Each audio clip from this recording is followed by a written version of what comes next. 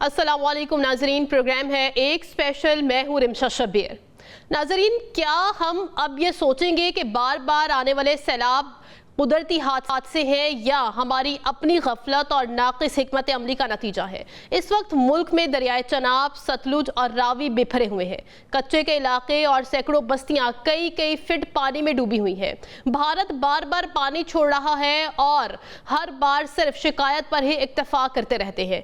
ये सवाल कि क्या हमारी सिफारतकारी इतनी कमज़ोर है कि हम अपनी बका के मामले पर कोई पॉलिसी नहीं बना पाते?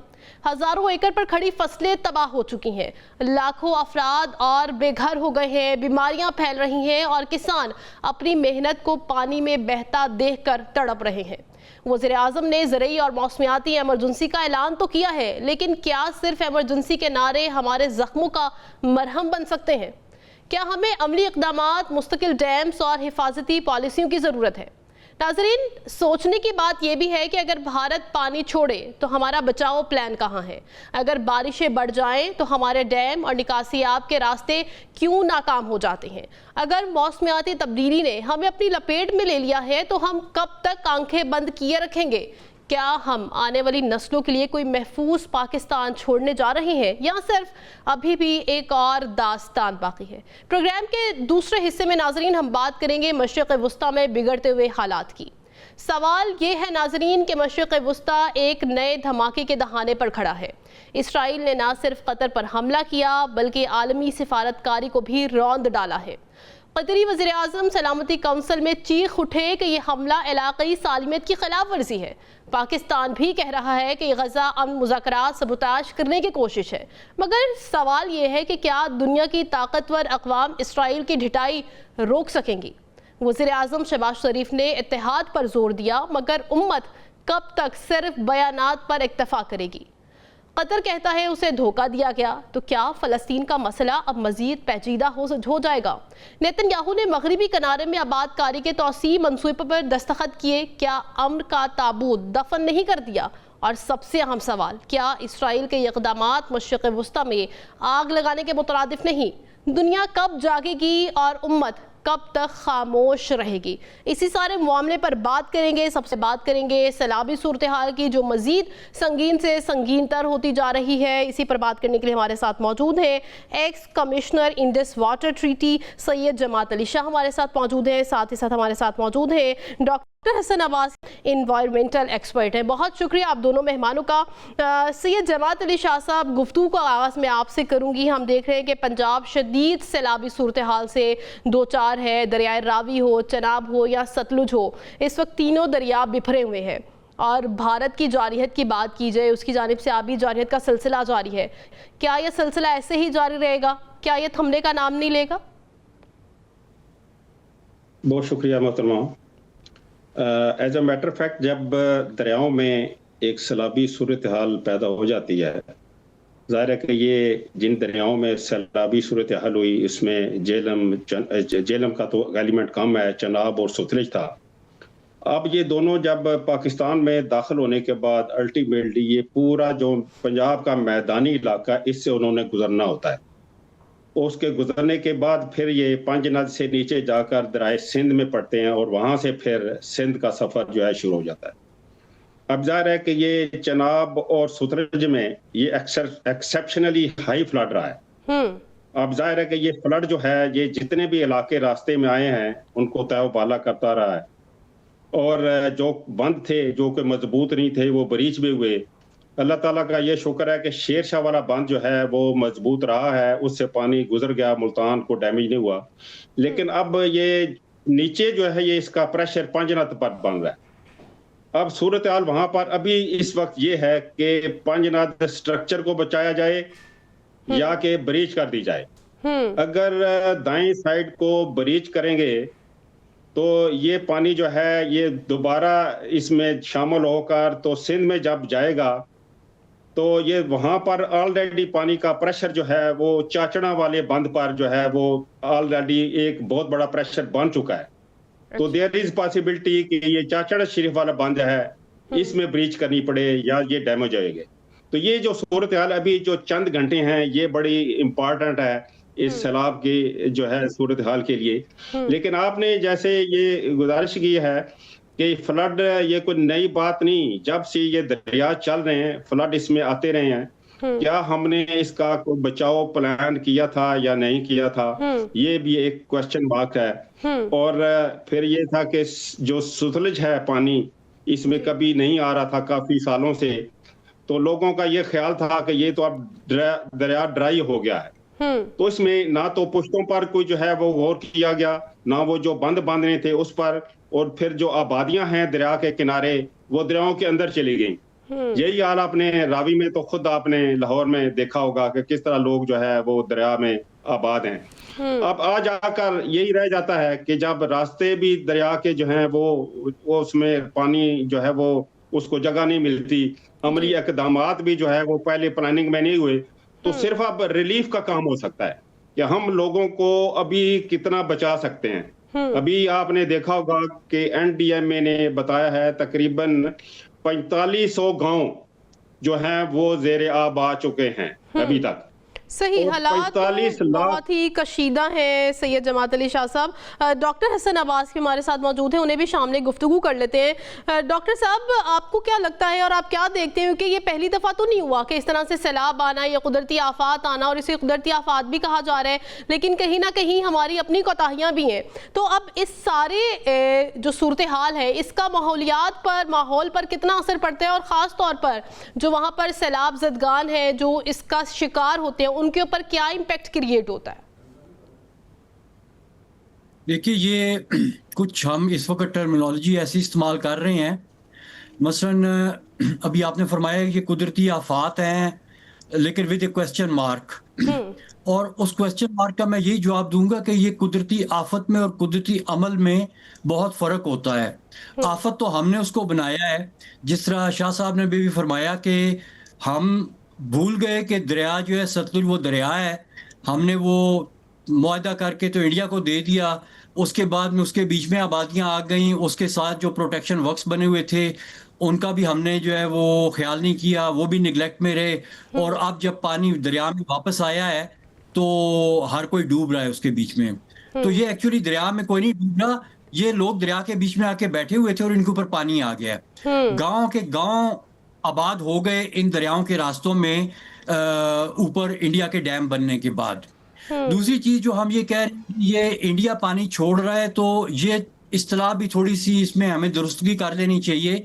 इंडिया पानी नहीं छोड़ रहा, अच्छा, ये कुदरती पानी आ रहा है, ये वो पानी है जिसको ना इंडिया अपनी मर्जी से रोक सकता है ना छोड़ सकता है।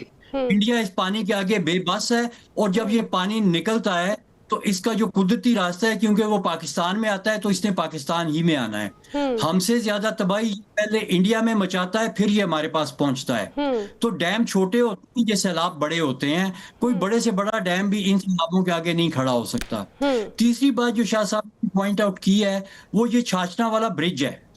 ये ब्रिज जिस वक्त बन रहा था तो उस वक्त पर्सनली मैं खुद यहाँ पे गया था और मैं देख के हैरान रह गया था कि इस दरियाए पाइनत, जो कि बहुत बड़ा दरिया है, तकरीबन 26 किलोमीटर का इसका स्पैन है, जिसके बीच में ये इन्होंने वो छाछना वाला ब्रिज बनाया है, तो मैं खुद देख के हैरान रह गया कि मीलों लंबा एक बंद है जो कि दरिया के बेड में बनाया गया है, फिर उसके आगे छोटा सा ब्रिज है, उसके आगे फिर बंद बना दिया है। हम भूल गए कि भाई ये दरिया ने अगर इतना बड़ा रास्ता बनाया तो इधर इतना ज्यादा पानी आ सकता है। और वहां के जो लोकल थे उनसे हमारी बातचीत हुई, हमने इसकी ड्रोन फुटेज ली, उसमें ये दरिया का बेड होता है, इसके बीच में क्रीक्स चलती हैं जो कि मेन रिवर कोर्स से थोड़ी सी हटके होती हैं, एक्टिव फ्लड प्लेन में कच्चे के इलाके में होती हैं। बाकायदा उन क्रीक्स के बीच में मट्टी भर के उनके ऊपर बंद करके तो उसके ऊपर से बंद गुजार दिया, यानी उन क्रीक्स के बीच में एक कलवट तक नहीं दी गई। तो अब वो जो प्रेशर बन रहा है, कभी कह रहे हैं कि वो छाछना वाला बंद तोड़ेंगे, कभी कह रहे हैं पाइनत वाला बंद तोड़ेंगे,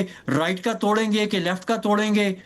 ये चीजें जो है ना, ये अब हमें इस चीज से सबक हासिल कर लेना चाहिए कि ये जितनी हमने साइंस की है, जितनी हमने इंजीनियरिंग की है, ये सब क्लाइमेट चेंज के अगेंस्ट इनकम्पैटिबल है। अच्छा। अभी जो हमारी जरूरत इस बात की है कि जो भी हमारी फ्यूचर इन्वेस्टमेंट है, फ्यूचर डेवलपमेंट मॉडल्स हैं, वो क्लाइमेट कंपैटिबल हों। हमारे ऊपर तबाही इस कुदरती अमल से नहीं बल्कि अपनी हरकतों की वजह से आ रही है। जिसमें हमने नेचर को बिल्कुल इग्नोर किया है।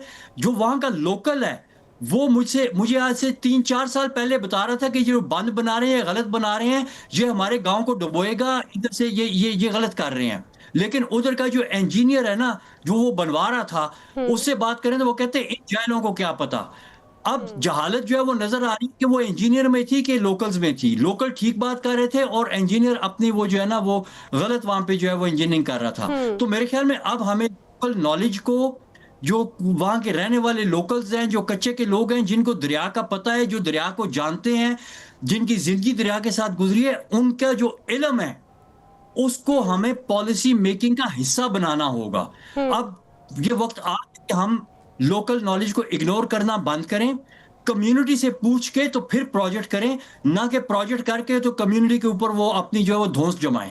ये चेंज इस वक्त बहुत जरूरी है और इसी में हमारी निजात है। जी सही। अच्छा जमात अली शाह साहब, जिस तरह से डॉक्टर साहब ने कहा कि ये कुदरती आफात नहीं है और ये भारत में पानी नहीं छोड़ता है, ये वहाँ पर पानी आता है, फिर दरिया अपना रास्ता बनाता है, वो पानी आता हुआ फिर पंजाब की तरफ आ जाता है, फिर वो तबाही होती है। तो हमारा बचाव प्लान क्यों नहीं पहले से होता और उसके ऊपर क्यों नहीं इकदाम किए गए अब तक? बहुत शुक्रिया जी मोहतरमा। इसमें भारत की तरफ से जब पानी आता है, जाहिर है कि उनके जो कुछ जनाब पर हाइड्रो इलेक्ट्रिक प्लांट्स हैं उसमें तो कोई कैपेसिटी ज़्यादा नहीं है। सुतलज पर उनके 2-3 बड़े डैम हैं, लेकिन जब बारिश बहुत ज़्यादा हो तो जाहिर है जब डैम भर जाएंगे तो वो पानी रिलीज होगा, और वो पानी रिलीज के साथ साथ रास्ते में भी जो बारिश के बरसाती नाले वो जमा होते हैं, तो वो एक फ्लड लाइक सिचुएशन तो होगी। लेकिन भारत से में ये एक गिला है, शिकवा है कि उन्होंने हमें इंफॉर्मेशन इसके बारे में, जो सिंध तास मायदा है उसके तहत उन्होंने नहीं दी।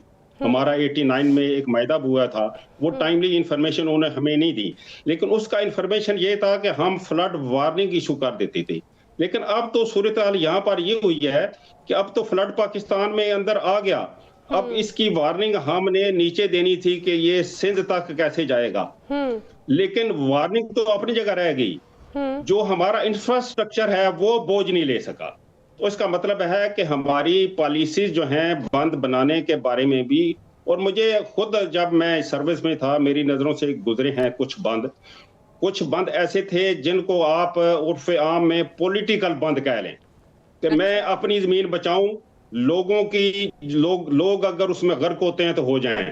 तो इस तरह के भी बंद बने हुए हैं। तो मैं समझता हूं कि ये प्लानिंग में जो है एक फॉल्ट है, और इसमें अनफॉर्चुनेटली डॉक्टर साहब को मालूम होगा कि कोई फ्लड जोनिंग नहीं है, कि दरिया जो है वो उसकी चलता किस एरिया में है 80% ऑफ द टाइम। फ्लड आएगा तो कहां तक जाएगा कि ये कोई जोनिंग नहीं है, रेड जोन है, इसमें ग्रे जोन है, ब्लू, या इसमें कोई ग्रीन जोन है। लोग अपनी मर्जी से इसमें बस रहे हैं, और माफिया जो है, आप यकीन जाने कि माफिया ने दरिया की जमीनें बेचकर, अभी तो चीजें आश्कारा हो रही हैं जो लाहौर के पास सोसाइटीज हैं, दरिया की जमीनें बेचकर, इसका मतलब है ये देखें जी, पंजाब में अगर रावी की रीच है तो उसमें पंजाब इरिगेशन इसकी मालिक होती थी। इसी तरह सिंध में है, वो सिंध गवर्नमेंट की मालिक है। तो ये गवर्नमेंट जो है इनकी गवर्नेंस कहाँ चली जाती है जब ये कॉलोनीज बनते हैं, जब इनको एनओसीज इशू होते हैं, जब वहां पर ट्रांसफार्मर लगते हैं, सुई गैस के कनेक्शन लगते हैं। तो जाहिर है जब इस तरह की सूरत हल होगी तो महला ये इस तरह का जो है अजदाहम तो होगा। और अभी मैं समझता हूँ कि फ्यूचर के लिए अभी हमें ये जो हमारे पास एक नक्शा आ गया है कि दरिया कहाँ तक फैलता है, उसका रास्ता साफ रखें, प्लानिंग करें, और स्ट्रक्चर्स को बचाने के लिए हमें जो है ये परमानेंट कुछ इसका इलाज करना पड़ेगा, या स्ट्रक्चर्स के स्पैन बढ़ा दें, बड़ा करें ब्रिजेस को, रेगुलेटर्स को लंबा करें, या फिर साइड चैनल जो है वो परमानेंट ऐसे रखें कि वैसे आम पानी बैराज में गुजरे, जब फ्लड आ जाए तो साइड चैनल ऐसी हों जो लोगों को देखना दें, अपना एक रास्ता अडॉप्ट करने के बाद दरिया में दोबारा मिल जाएं। उसका फायदा ये भी होगा कि ये पानी जो है वो शीट फ्लो इख्तियार करके इसकी आगमेंटेशन नीचे नहीं होगी, नीचे का प्रेशर भी इससे कम हो जाता है। लेकिन काम करने के बहुत हैं, लेकिन हमने काम करना जो है ना अभी जमात अली शाह साहब, हमारे पास स्टोरेज की कैपेसिटी कितनी है इस वक्त? देखिए जी, स्टोरेज किस लिए काम आता है? स्टोरेज काम आता है कि हमारे दरिया जो हैं ये मानसून में फ्लड देते हैं, इसमें ज्यादा पानी आता है बारिशों से, स्नो मेल्ट से, हम्म। तो उसको हम जमा कर लेते हैं आप स्टोरेज में, और सर्दियों में हम अपना नहरी निजाम में उनको डालते हैं। हम्म। लेकिन अब चिनाब पर स्टोरेज नहीं बन सकता। एक वो तो मजाक की बात है कि चिन्योट जो है 0.1 AMF का आप बना लेंगे। अगर ये बनाना होता तो पहले बना देते, आज से 50 साल बाद। ये फीजिबल नहीं था उस वक्त। अब हमारे मजबूरी बनाएंगे, सूतलज पर हम डैम नहीं बना सकते।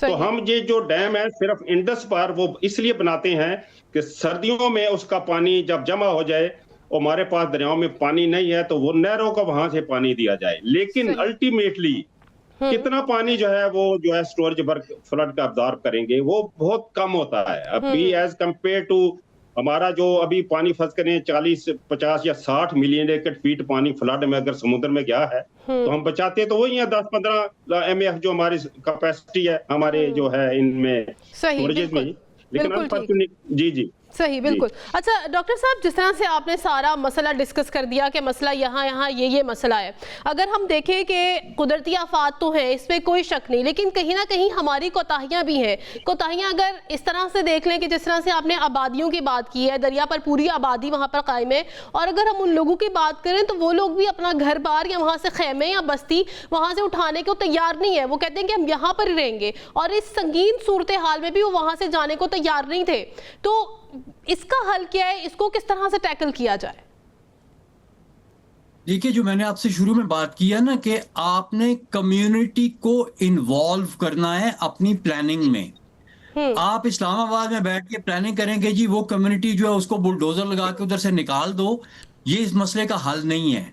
इसमें आपको सोशल साइंटिस्ट को, एंथ्रोपोलॉजिस्ट को, कम्युनिटी ग्रुप्स को इन्वॉल्व करना होगा फ्लड के बाद, और लोगों से पूछें कि वो क्या। अब जो बंदा जो है जिसको जमीन मिली दरिया के बीच में है, जिसके पास कर रहे हैं आप सर, डॉक्टर साहब?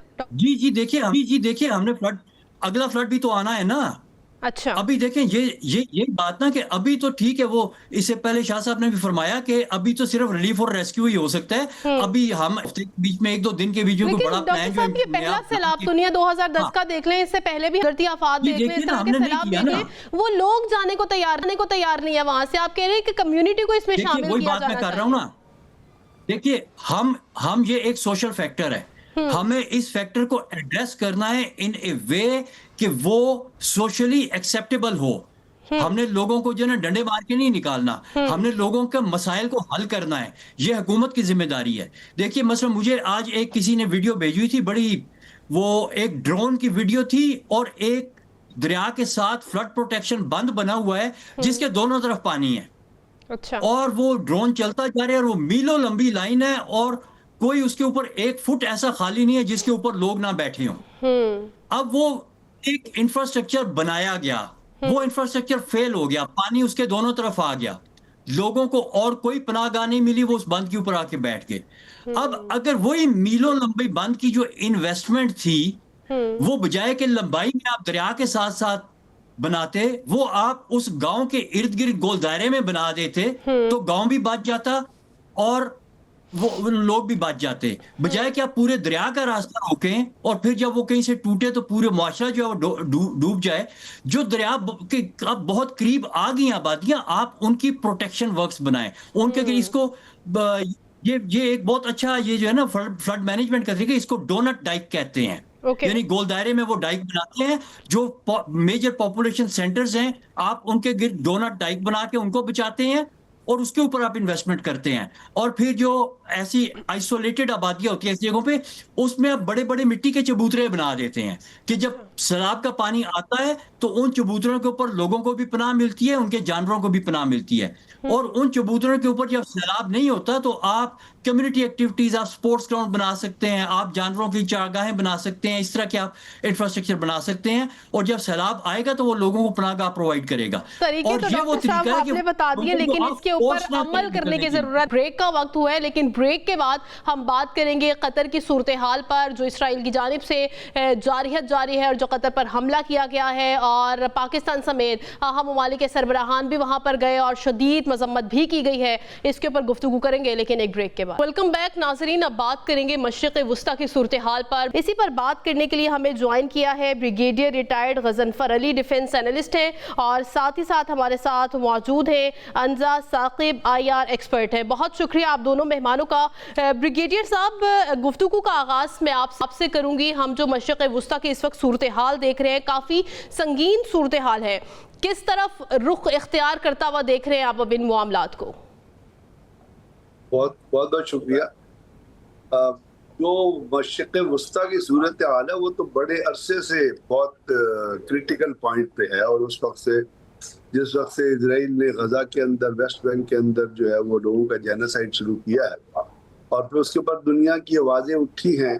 साउथ अफ्रीका ने आवाज़ उठाई, ICJ में केस किया, और उसके रिजल्ट पे फिर आपने देखा हमास और जो हिजबुल्लाह ने जो कार्रवाइयाँ की और जिस तरह उन्होंने रिटेलिएट किया, हूतीज ने जिस तरह रिटेलिएट किया, उसका अल्टीमेट एंगल क्लाइमेक्स हुआ कि इजराइल ने उठा के ईरान के ऊपर हमला कर दिया। उससे पहले इंडिया ने पाकिस्तान पे हमला। अब वो ईरान पे जो हमला था तो वो उस तनाजुर में किया गया था कि शायद ईरान इससे पहले, क्योंकि जब कासिम सुलेमानी को मारा गया था, शहीद किया गया था, या इस्माइल हानिया को शहीद किया गया, तो वो ये समझ रहे थे कि शायद ईरान जो है वो भी कोई डिकॉय किस्म के ड्रोन भेज देगा और ये हमला जो है हमारी जो सुपीरियरिटी है और हमारी जो बदमाशी है उसको पर वो कायम हो जाएगी। तो ईरान ने वो नहीं किया, ईरान ने रिटेलिएट किया, और इतना रिटेलिएट किया कि जब ने ईरान पे हमला कर रहा था तो उन्होंने ईरान को पहले बता दिया कि जी हम आपके एग्जिट और एंट्री पॉइंट पे बस्टर, वो कहता है बस्टर, ब्लॉक बस्टर बम मारेंगे। तो वो इस तरह आप हमें फेस सेविंग दे दे, हम आपको फेस सेविंग दे दे। ईरान ने बाकी उसके रिटेलिएशन में अल हदीद एयरबेस पे हमला कर दिया और लड़ाई का जो। अब उसके बाद जो ये जो चीजें कल हुई है, इसने तो दुनिया की, इसकी नहीं पूरी दुनिया की जो सिक्योरिटी पैराडाइम है उसको बिल्कुल अपसेट करके रख दिया। यानी आज भी आप देखिए कि एक इराक ने जो है वो कतर ने एक प्रेसिडेंशियल समिट से अपने एक प्राइम मिनिस्टर समिट कॉल की हुई है, यहाँ पे वो डिस्कस करना चाहते हैं अपना हेड ऑफ द स्टेट की। उससे पहले फॉरेन मिनिस्टर कॉन्फ्रेंस है, तो इसका मतलब जो लोग वहां पे जा रहे हैं मुस्लिम दुनिया में से, वो कोई भी सेफ नहीं है। वो दोबारा इजराइल उनके ऊपर हमला कर सकता है। सऊदी अरब के भी हेड ऑफ स्टेट, कतर के भी होंगे, UAE के भी होंगे, बाकी ममालिक भी होंगे। तो इसने तो एक तरह से फिलहाल एक ऐसी चीज को एस्टेब्लिश कर दिया है, बल्कि उसके ऊपर मोहर लगा दी है जो अमेरिका ने शुरू की थी। और इसमें भी अमेरिका का अमेरिका ने शुरू ये किया था कि चूंकि अमेरिका अपने फॉरेन पॉलिसी के जो नैरेटिव्स हैं, ब्रिगेडियर साहब, लेकिन अमेरिकी सदर की जानिब से तो कहा गया कि मुझे तो इसका इल्म ही नहीं, मेरी तो लाइल्मी का इजहार किया उन्होंने इसके ऊपर और गैर जिम्मेदाराना से करार दिया इस हमले को। अमेरिकी सदर इज ए कंपल्सिव लायर, और जितने भी अमेरिकी सदर रहे हैं सब दुनिया के सबसे बड़े झूठे तरीन सदर थे। They are hypocrites of the highest order, they are cheaters of the highest order. America का सदर ट्रंप कहता है कि मुझे पता नहीं था। वो उससे पहले उसने क्या किया था, ईरान को धोखा दिया था अमेरिका ने, जब ईरान को नेगोशिएशन में लगाया। हमारे मंडे को मिलेंगे, स्टीव विटकॉफ इधर गया हुआ है, और उसके बाद उधर से इजराइल को सिग्नल, ग्रीन सिग्नल दे दिया। उससे पहले टेलीफोन पे बात नहीं हुई थी नेतन्याहू की और ट्रंप की ईरान पे हमले से पहले, तो वो क्या कोई लव मैसेजेस एक्सचेंज कर रहे थे आपस में। उसने कहा जाओ ईरान पे हमला कर दो। नेतन्याहू ने आगे on the face American president का है, उसके मुंह पे कहा, उसने ट्रंप के मुंह पे आगे कहा कि हमें ट्रंप ने अप्रूवल दी थी कि हमला कर दो। उसके बाद उसकी जो स्पोक्सवुमन है वो क्या कहती है, वो झूठ बोलती है कि हमें अपना कतर में हमारी मिलिट्री ने बताया कि हमला हो रहा है। फिर वो कहते हैं हमने कतर को पहले इन्फॉर्म कर दिया था। तो American presidents have been compulsive liars and cheaters. वो दुनिया को धोखा देते हैं, दहशतगर्दी फैलाते रहे दुनिया में। क्या किया था जॉर्ज बुश ने, क्या किया था बाराक ओबामा ने, क्या किया पाकिस्तान के ऊपर। बाराक ओबामा के आने के बाद जितने ड्रोन अटैक्स हुए हैं और जितने लोग मरे हैं, उस सब का बाराक ओबामा की गर्दन पे, जिसको नोबेल प्राइज दे के बाहर आपने निकाल दिया। तो बात ये है कि उनकी बात करके जो हकाइक है उसमें अब ये भी तो आ रही है ना कि जो वो F-35 जो इजराइल से टेक ऑफ किए हैं, उनको मिडवे जो है वो 1800 किलोमीटर आए हैं, तो मिडवे उनको ब्यूके के जो रिफ्यूलर थे या अपना बर्तानिया के, जिन्होंने उनको रास्ते में रिफ्यूल किया है, उन्होंने आके बम मारे हैं, उसके बाद वापस गए हैं, तो जब वापस गए हैं तो अमेरिकन बॉम्बर ने उनको रिफ्यूल किया है। अब ये तमाम की तमाम स्टोरी तो जब वो अमेरिका वो बर्तानिया के जो तैयारे उनको रिफ्यूल कर रहे थे, वो क्या करते कि ये फूल डालने जा रहे हैं, फूल फेंकने जा रहे हैं कतर के ऊपर, या वो कतर के ऊपर खुशहाली का मैसेज। बात ये है कि कतर जो है अमेरिका का नॉन नाटो अलाय है, और कतर ने कितने ट्रिलियन डॉलर की अभी ट्रम्प से डील की और कौन सा जहाज उसको दिया है। और आप बात सारी यहाँ पे रुक के सोचने की ये है कि ये जितने अंजा साहिबा का मौक़िफ़ इसके ऊपर रख लेते हैं कि वो उनका क्या मौक़िफ़ है इसके ऊपर। अंजा साहिबा, आपको क्या लगता है कि वाकई अमरीकी सदर को इसका इल्म नहीं था, इस हमले का इल्म नहीं था, ना ही उनसे पूछा गया था, और कि आज जो अहम मुलाकात भी है अमरीकी सदर के साथ कतरी वज़ीर आज़म की, उस मुलाकात को आप किस तरह से देखती हैं? देखिए, सबसे पहले यहाँ मैं इस बात की निशानदेही करती जाऊं कि जैसे सर ने मेंशन किया, कतर में अमेरिकन मिलिट्री का सबसे बड़ा बेस है आउटसाइड ऑफ अमेरिका। उरीद के जो खासकर एयरबेस है उसके अंदर आई डोंट थिंक कि हम आज से कोई 60 साल पहले वाली मिलिट्री टेक्नोलॉजी या इंटरसेप्शन की टेक्नोलॉजी यूज कर रहे हैं कि इतना बड़ा अटैक हो गया और वहां उस एयरबेस ने पिकअप भी नहीं किया। तो डेफिनेटली इसमें नजर आता है कि कोई प्रीएम्प्टिव मेजर्स लिए गए थे और कोई ऑर्केस्ट्रेशन थी at the back and. Second thing is this के अगेन इसका एक कोइंसाइड करना उसी पॉइंट इन टाइम में जबकि पीस टॉक्स हो रही थी और हमास की टॉप लीडरशिप एक जगह पे इकट्ठी हो रही थी। इसको भी आई थिंक एक ये रैंडम अटैक नहीं था। At the end of the day I think के जो कतर ने भी टॉक्स करनी है विद अमेरिका, यहाँ पे कुछ नैरेटिव ये भी बयान कर रहे हैं लोग कि मे बी कतर की अपनी भी नॉलेज और इन्वॉल्वमेंट होगी यहाँ पे, लेकिन आई थिंक के Qatar on its own as well, बल्कि any country in the middle east जो कि यूएस एलाइज हैं, जो कि नॉन नेटो एलाइज हैं, जिस तरह के कतर है एक important one, they can not afford this कि वो इस तरह की अभी at this point in time, जबकि वो पूरी दुनिया से इन्वेस्टमेंट अट्रैक्ट करना चाह रहे हैं बिलियंस ऑफ डॉलर्स की, कि वो इस तरह की सिक्योरिटी कंसर्न्स रिफ्लेक्ट करें specially on the social media. और again from the Israeli standpoint मैं ये जरूर कहूंगी कि देखें, attacking Gaza is one thing, लेकिन अगर अब बात कतर के ऊपर भी चली गई है और at the end of the day हमने देखा कि टूनीशिया के ऊपर भी अटैक हुआ है जो कि जियोग्राफिकली काफी दूर है, लेकिन ये एक सिंबॉलिक ली इजराइल ने, नेतन्याहू ने, it's not just you know an attack on Qatar, मगर एक डिक्लेरेशन रीजनल पीस के ऊपर एक अटैक है और declaration of war on the rest of the world है। बिकॉज इसमें देखें जितनी अफेक्टेड पार्टीज हैं वो भी, अगर हम देखते हैं कि पाकिस्तान की क्या इन्वॉल्वमेंट हो सकती है, तो उसके ऊपर मैं जरूर कहूंगी कि पाकिस्तान देखें हमेशा एक हमने देखा बुनियादन महसूस के अंदर भी कि पाकिस्तान एक रीजनल डेटरेंट है, being a nuclear power as a Muslim country, एक डेटरेंट है किसी भी तरह की हेजेमोनिक रिजीम के अंदर, ना सिर्फ रीजन के अंदर बट इंटरनेशनल पीस और स्टेबिलिटी के लिए भी।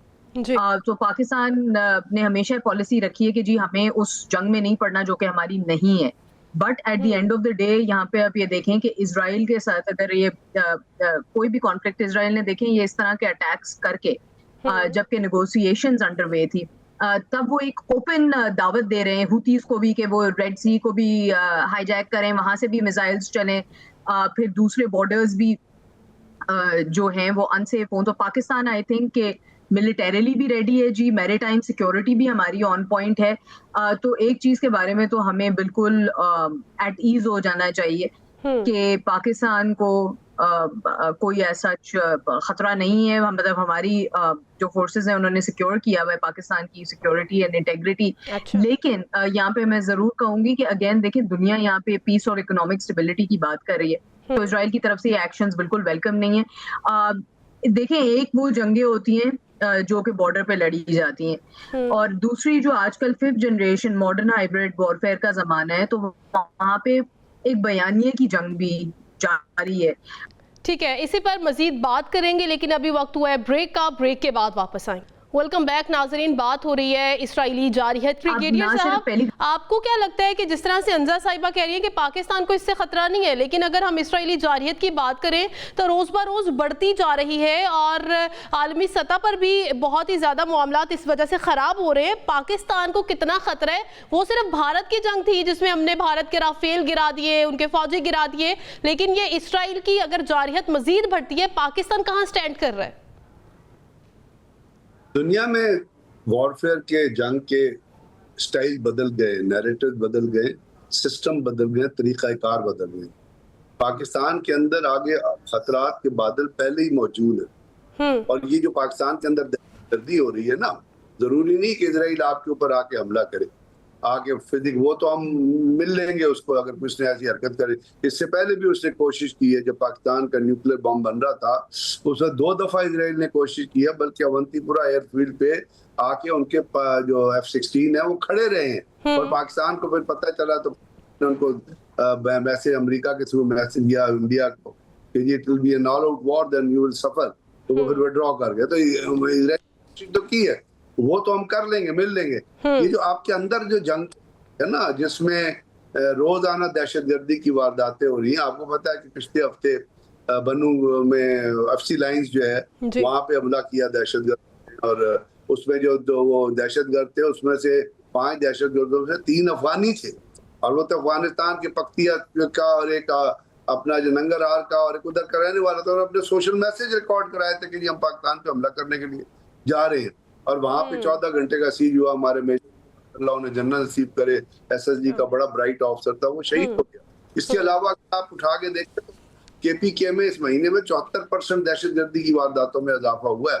बलोचिस्तान में रोजाना कोई ना कोई वाकया होता है। तो जरूरी नहीं है कि हम जंग को उस कॉन्टेक्स्ट से देखें जो पुराने जमाने की जंगें हुआ करती थी। यहाँ पे आपको पता है जब अमेरिकन फोर्सेस इधर थी पाकिस्तान में, जब हमला हुआ था, KPS पे हमला हुआ था, पुलिस लाइन पे हमला हुआ था, उस वक्त बाकायदा अपना बदख्शा में इजराइल अपना NDS का जो अफगानिस्तान की इंटेलिजेंस एजेंसी है रॉ का, और इजराइल की जो इंटेलिजेंस एजेंसी है मुसैद, उनका एक कॉमन जॉइंट ऑपरेशन सेंटर उन्होंने बनाया हुआ था जहाँ पे वो दहशतगर्दों को ट्रेन करते थे। ये BLA को जितने पैसे आ रहे हैं ये मुसैद दे रही है। अफगानिस्तान के अंदर जब पाकिस्तान ने अफगानिस्तान के बॉर्डर पे बाड़ लगाई थी, वहाँ पे चेक पोस्टें बनाई थी, वहाँ पे अड्डे बना, वहाँ पे वो सेंट्री पोस्ट बनाई।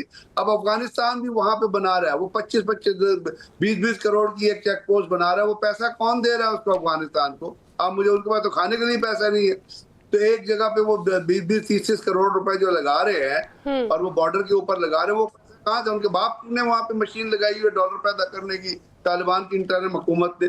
वो पैसा कौन दे रहा है? वो पैसा मुसैद दे रही है, वो पैसा रॉ दे रही है, वो पैसा अमेरिकन CIA दे रही है उनको, जो पूरी तरह इन्वॉल्व है अफगानिस्तान के अंदर, पाकिस्तान में दहशतगर्दी फैलाए। तो हमें इंटरनली लुक ऑन करना है और हमें इस चीज के ऊपर गौर कि पाकिस्तान में जो दहशतगर्दी हो रही है वही एक्चुअल जंग है, जिससे वो पाकिस्तान की फोर्सेस को, पाकिस्तान की आवाम की विल को कमजोर करना चाहते हैं, सूबों के दरमियान तफरकात डालना चाहते हैं। तो ये तमाम चीजें अगर हम गौर नहीं करेंगे तो, और इसके ऊपर ये चीजें इसी तरह चलती रही तो, अगर क्वेटा के अंदर बंद रही, वहां से ट्रांसपोर्ट ना चली, तो आप मुझे बताएं ना अल्टीमेट इफेक्ट क्या होगा फिर? तो क्या चीज? तो ये तो जंग तो जारी है। सिर्फ ये है कि हम ये समझते हैं बॉर्डर पे 2 फौजियों लड़े तो जंग होती है। अब जंग तो होती है स्टैंड ऑफ डिस्टेंस से जंग होती है। अब जंग जो होती है वो क्वाडकॉप्टर से, अब जंग जो होती है वो ड्रोन से जंग होती है। तो हमें उस जंग के अंदर हम मौजूद हैं, हमारी फोर्स डिप्लॉयड है उस जंग के लिए। आधी पाकिस्तान आर्मी की अपना पूरी बाप की जो कोर प्लस है वो फाटा में और KPK में डिप्लॉयड है। अब वहां पे वो क्या कर, वो बेचारे रोजाना कोई ना कोई आफत जो है वो फेस कर रहे होते हैं और लड़ रहे होते हैं। तो बात ये है कि इस चीज को, इस जंग को कंट्रोल करना है, तब पाकिस्तान के अंदर जो है स्टेबिलिटी आएगी और पाकिस्तान जो है ना वो किसी और किस्म का जंग का बर्डन लेने के लिए तैयार होगा। लेकिन ये जो है इसके ऊपर फुल कॉन्सेंट्रेशन की जरूरत है जिसमें सही, एडिकेट मतलब जंग तो जारी है, हमारी तरफ से मजम्मत तो की जा रही है और लेकिन अमली इक़दाम नहीं किए जा रहे। आज अंजा साहिबा दफ्तर ख़ारिजा शफ़क़त अली ख़ान ने भी प्रेस कॉन्फ्रेंस की है और भरपूर इस हमले की मजम्मत की गई है उनके जानिब से भी, बाकायदा तौर पर पाकिस्तान की जानिब से, और उन्होंने ये कहा है कि इसराइल का कतर को जारहियत का निशाना बनाना गज़ा अमन मुज़ाकरात सबूताज करने की कोशिश है। क्या लगता है कि गज़ा अमन मुज़ाकरात जो हैं उससे माइंड डाइवर्ट करने की ये कोशिश की गई है? जी 100% मैं ये ज़रूर अग्री करूंगी कि डेफिनेटली किसी भी पीस प्रोसेस को सैबोटाज करने की कोशिश एक डाइवर्जन ही है। पाकिस्तान ने बड़ा अच्छा किरदार अदा किया है डिप्लोमेटिकली इस रीजनल खिते के अंदर पीस प्रमोट करने के लिए। आप देखें हमारे prime minister despite of the security risk वो कतर गए, उन्होंने ये हामी भी भरी। देखें जब ईरान के ऊपर भी अटैक हुआ था, पाकिस्तान हमेशा उस मुल्क के साथ खड़ा है जहाँ पे अननेसेसरी एक हेजेमोनिक रिजीम के तहत टेररिज्म फैलाया जाता है। और देखें अब ये दुनिया के आगे से ना जो ये मोदी और नेतन्याहू का एक कंप्लीट एक ब्लूप्रिंट था ना जी कि फॉल्स नैरेटिव क्रिएट किया जाए इस्लामिक टेररिज्म का, जी दुनिया के आगे पर्दा फाश हो गया इस चीज का। और अब द वर्ल्ड हैज सीन कि असल क्रिमिनल्स और असल टेररिज्म एक्सट्रीमिज्म कहाँ से आ रहा है। और इसकी एक मिसाल मैं जरूर यहाँ पे भी दूंगी कि देखें at the end of the day हमने देखा ना सिर्फ पाकिस्तानी फॉरेन मिनिस्टर ने बल्कि यूएनएससी ने भी इसको स्ट्रांगली कंडेम किया है, दुनिया के मुल्क ने कंडेम किया है। लेकिन आई थिंक कि जो रियल चेंज जी अब आएगा ना वो उस तरह से आएगा कि हमने देखा है हाल ही में पिछले हफ्ते के अंदर 3 मुल्कों के अंदर जेन जी और यूथ ने रेवोल्यूशन लेके आए हैं। और आई थिंक कि इजराइल के अंदर भी वो प्रोटेस्ट शुरू हो गए। टेल अवीव से लेके जेरूसलम के अंदर यूथ निकल आई है और नेतन्याहू के खिलाफ ना सिर्फ ऑपोजिशन लीडर बल्कि अब जो जेनेरिक यूथ है। देखिए आप इजराइल के अंदर एक मैंडेटरी होती है military service after the age of 18। तो जितनी भी उनकी कंस्क्रिप्शन लेटर्स थे, हम time and time again social media पे वीडियोस वायरल हो रही हैं कि जो यंग लड़के लड़कियां उनको कंस्क्रिप्शन लेटर्स को फाड़ रहे हैं और इस चीज को रिफ्यूज कर रहे हैं कि हम नहीं सर्व करेंगे आर्मी के अंदर। ऐसी आर्मी जो पूरी दुनिया पे इंसानियत के ऊपर जबर फैलाती है। लेकिन अंजा साहिबा हम नेतन्याहू का बयान भी देख रहे हैं, एक बहुत अहम और बड़ा बयान उनकी जानिब से आया, सख्त बयान सामने आया है कि उन्होंने कहा ये जमीन हमारी और यहाँ पर हम फलस्तीनी रियासत नहीं बनने देंगे। जी बिल्कुल। अब वो देखें बोथ नेतन्याहू और अगेन मैं यहाँ मोदी की एग्जांपल भी इसलिए कोट कर रही हूँ क्योंकि आप ये देखें कि वो अपने पॉलिटिकल स्ट्रॉन्ग होल्ड को इसी तरह इस्टेब्लिश करते हैं in the case of Modi by bashing Pakistan, और इजराइल के केस में कि हम जी फलस्तीनी रियासत इस्टेब्लिश नहीं होने देंगे। जितने ज्यादा वो अटैक्स करेंगे उनको लगता है कि वो अपनी पॉलिटिकल स्ट्रॉन्ग होल्ड बना लेंगे, जो कि अब उनके हाथ से चीज निकलती जा रही है। तो अभी वो इस तरह के एक साइकोटिक वॉर पाथ पे चले गए कि उनको बिल्कुल नहीं फिक्र इंसानी जानों की, उनको ये भी नहीं फिक्र कि at the end of the day कोई अमेरिकन प्रेसिडेंट की भी किसी बात का वजन कोई कहीं पे रखा जाए या किसी भी इंटरनेशनल कन्वेंशन का मान रखा जाए। तो I think Israel must be prepared कि जिस तरह ईरान है, जिस तरह के बाकी दीगर तमाम नेशन स्टेट्स हैं, इस तरह नेशन स्टेट्स बिहेव नहीं करते, ये सिर्फ अपार्थाइड है।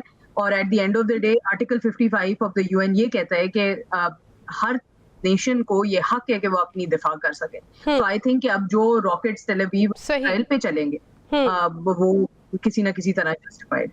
ठीक है, बहुत शुक्रिया। अंजा साकिब IR एक्सपर्ट हमारे साथ मौजूद थी और brigadier Ghazanfar Ali defence analyst हमारे साथ मौजूद थे। आप दोनों का बहुत शुक्रिया।